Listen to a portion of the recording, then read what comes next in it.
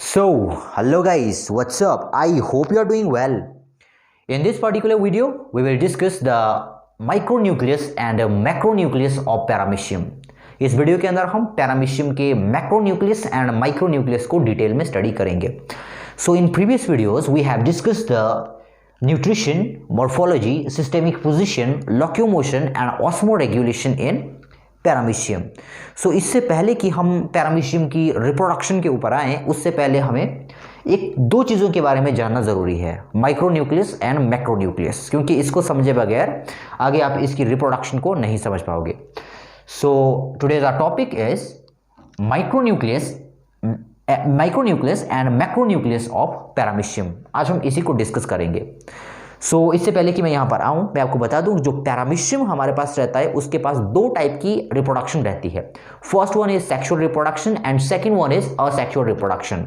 जो पैरामीशियम हमारा रहता है वो सेक्सुअल रिप्रोडक्शन भी परफॉर्म कर सकता है एंड वो असेक्सुअल रिप्रोडक्शन को भी परफॉर्म कर सकता है. यहाँ पर दो न्यूक्लियस के अंदर देखने को मिलेंगे. पैरामीशियम के अंदर टू टाइप के न्यूक्लियस हमको देखने को मिलेंगे. इसको हम कहते हैं न्यूक्लियर डायमॉर्फिज्म, जहां पर हमको एक ही ऑर्गेनिज्म के अंदर दो टाइप के न्यूक्लियस देखने को मिलते हैं जो morphologically as well as functionally differ होते हैं. तो ऐसी कंडीशन को हम कहते हैं न्यूक्लियर डायमॉर्फिज्म. यहाँ पर भी हमारे पास दो टाइप के ऐसे न्यूक्लियस है जिनकी मॉर्फोलॉजी एज वेल एज जिनका फंक्शन अलग अलग है. तो हम इस कहेंगे कि जो पैरामीशियम है उसके अंदर भी न्यूक्लियर डायमॉर्फिज्म मिलता है. अब आते हैं हमारे मेन टॉपिक के ऊपर. First one is macronucleus and second one is micronucleus. जैसा कि आप यहाँ पर डायग्राम में ही देख सकते हो, स्ट्रक्चर से ही पता लग रहा है. मैक्रोन्यूक्लियस, मैक्रो मीन्स बिग, बड़ा. जो बड़ा वाला न्यूक्लियस है उसको हम कहते हैं मैक्रोन्यूक्लियस. ओके, तो यहाँ पर देखिए ये है मैक्रोन्यूक्लियस. ओके, यहाँ पर इसके बारे में मैंने कुछ पॉइंट्स बताए हुए, इसको हम एक एक करके पहले इसको डिस्कस कर लेते हैं, उसके बाद हम माइक्रो के ऊपर आएंगे, माइक्रोन्यूक्लियस के ऊपर. ओके, जैसा कि मैंने आपको बताया, जो हमारे पास एमीबा जो हमारे पास पैरामीशियम रहता है उसके अंदर दोनों टाइप की रिप्रोडक्शन है. सेक्सुअल रिप्रोडक्शन भी है एंड असेक्सुअल रिप्रोडक्शन भी है. ओके, अब हम आते हैं मैक्रोन्यूक्लियस की तरफ. इसका क्या काम फंक्शन है और ये मतलब कैसा दिखता, तो यहां पर दिख रहा है आपको. सबसे पहले क्या देखिए, लार्ज एंड किडनी शेप्ड. सबसे पहले तो किडनी शेप या बीन शेप्ड. सबसे पहले जो हमारे पास मैक्रोन्यूक्लियस रहेगा वो लार्ज रहेगा एंड किडनी शेप रहेगा या बीन शेप रहेगा. Okay, second one is synthesise both RNA and DNA. दूसरी बात, पहले मैं ये आपको बता दूं, ये जो मैक्रोन्यूक्लियस है, मैंने आपको कहा पैरामीशियम के अंदर दोनों टाइप की रिप्रोडक्शन है, sexual as well as asexual. ये जो मैक्रोन्यूक्लियस हमारे पास होता है इसका काम होता है पैरामीशियम के अंदर असेक्सुअल रिप्रोडक्शन को परफॉर्म करना. ओके, इसका काम क्या है, असेक्सुअल रिप्रोडक्शन को परफॉर्म करना. ओके, फर्स्ट पॉइंट इसके बारे में क्या है, large and kidney shaped. And second one is synthesise both RNA and DNA. ये वाला जो हमारा मैक्रोन्यूक्लियस रहेगा इसके दो काम है. पहला काम इसका क्या है, आरएनए बनाना है एंड सेकंड काम इसका डीएनए बनाना. मतलब ये दोनों को सिंथेसाइज कर सकता है, आरएनए को भी एंड डीएनए को भी. ओके, थर्ड पॉइंट के ऊपर हम आते हैं, controls metabolic activity and mitotic division.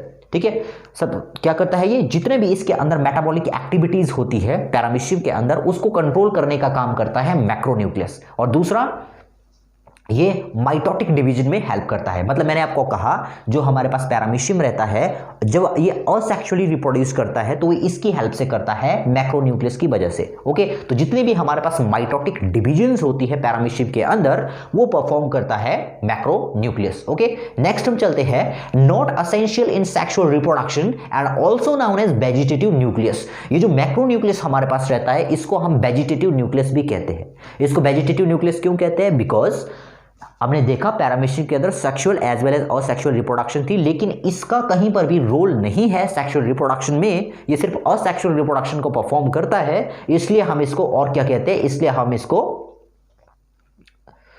Vegetative nucleus भी कहते हैं. ओके, नेक्स्ट हम चलते हैं. नेक्स्ट क्या है, not essential in sexual reproduction and also known as vegetative nucleus. ये हमने देख लिया. Now it is polyploid. Polyploid का मतलब क्या है, पॉलीप्लॉइड का मतलब है इसके अंदर एक्स्ट्रा क्रोमोसोम्स भी होते हैं. मतलब अगर सेट के अंदर हमारे पास क्रोमोसोम्स है, पॉलीप्लॉइड का क्या मतलब है, पॉलीप्लॉइड मींस अगर हमारे पास सेट के अंदर क्रोमोसोम्स है तो उसके बाहर हमारे पास एडिशनल क्रोमोसोम्स भी कुछ होते हैं. ठीक है, इस कंडीशंस को हम कहते हैं पॉलीप्लॉइडी. ठीक है, तो ये कैसे है, पॉलीप्लॉइड है, मतलब इसके अंदर भी जो सेट है क्रोमोसोम्स के, ठीक है, उसके बाहर कुछ एडिशनल हमारे पास क्रोमोसोम रहेंगे.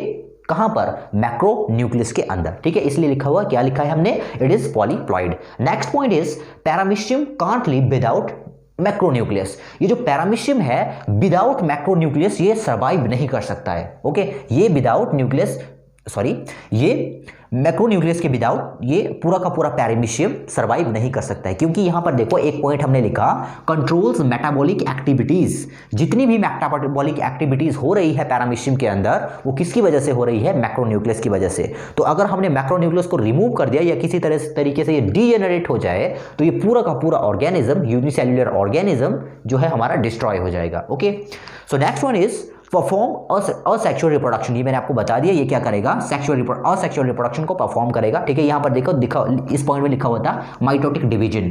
ओके, तो यहां पर देखो इसने पूरा कर लिया, परफॉर्म असेक्सुअल रिप्रोडक्शन। ओके, सो ये हमने डिस्कस कर लिया मैक्रोन्यूक्लियस को। Now second one is micronucleus. अब हम माइक्रोन्यूक्लियस के ऊपर आएंगे। मैक्रोन्यूक्लियस को हमने डिस्कस किया, नाउ माइक्रोन्यूक्लियस की बारी। नाउ व्हाट इज, ये हमारे पास माइक्रोन्यूक्लियस रहेगा। ठीक है, सबसे पहली बात इसकी लोकेशन देखिए आप। ये जो किडनी शेप्ड हमारे पास मैक्रोन्यूक्लियस था ये इसके ग्रुप में रहता है। यहां पर देखिए इसके ग्रुप में ये रहेगा कौन? माइक्रोन्यूक्लियस। ओके, ये माइक्रोन्यूक्लियस, माइक्रो मींस छोटा न्यूक्लियस। ओके, अब यहां पर देखिए इसका काम क्या था? इसका काम था असेक्सुअल रिप्रोडक्शन को परफॉर्म करना। नाउ सेकंड वन जो ये वाला न्यूक्लियस हमारे पास है माइक्रोन्यूक्लियस, इसका काम होता है सेक्सुअल रिप्रोडक्शन को परफॉर्म करना। ओके, हमने देखा था ना पैरामीशियम के अंदर दो टाइप के रिप्रोडक्शन थे, asexual as well as sexual. Okay, asexual को इसने परफॉर्म करवाया, सेक्सुअल को कौन परफॉर्म करवाएगा? सेक्सुअल को ये परफॉर्म करवाएगा जिसका नाम है माइक्रोन्यूक्लियस। ओके, अब इसके बारे में कुछ पॉइंट्स देख लेते हैं हम। First one is small and spherical. सबसे पहला देखिए कैसा ये स्मॉल एंड स्फेरिकल है। Second one is it is diploid, मतलब क्रोमोसोम सेट में है। यहां पर देखिए ये क्या था? ये पॉलीप्लॉइड था। पॉलीप्लॉइड मतलब क्रोमोसोम सेट में थे लेकिन साथ में एडिशनल क्रोमोसोम भी थे उसमें। ठीक है, इसलिए ये कैसा था? पॉलीप्लॉइड था। ठीक है, ये सिंपल कैसा है? ये सिंपल डिप्लॉयड है। ठीक है, ये सिंपल कैसा है हमारे पास? one second. It is concerned with sexual reproduction, primary will, वो नीचे आएगा वो पॉइंट, इसको हम बाद में देख लेते हैं। ठीक है, पहले इन पॉइंट्स को हम देख लेते हैं। स्मॉल एंड स्फेरिकल, ओके, यहां पर है। ओके, इसको मैंने बीच में देख लेता, इसलिए इसको ये आपको विजिबल होगा या नहीं होगा आप इसको देख लो। इसका मतलब क्या है? It is diploid. ठीक है, ये मैंने बीच में लिख लिया था, it is diploid. Diploid means chromosome simple set के अंदर है। ठीक है, डबलेट के मतलब दो क्रोमेटिड्स है। ठीक है, it is diploid. Next one is it is concerned primary with synthesis of DNA.